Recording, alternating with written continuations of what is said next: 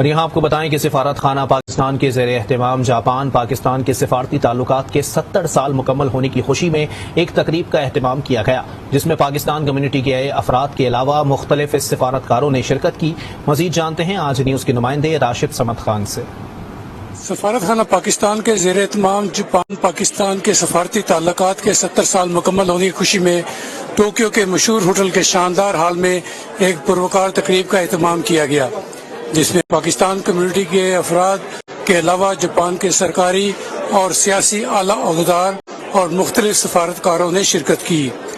تقریب سے خطاب کرتے ہوئے قائم مقام سفیر محترمہ عصمت سیال نے جاپان اور پاکستان کے تعلقات پر روشنی ڈالتے ہوئے جاپانی حکومت کا پاکستان کے مختلف شعبے میں مدد کرنے پر شکریہ ادا کیا۔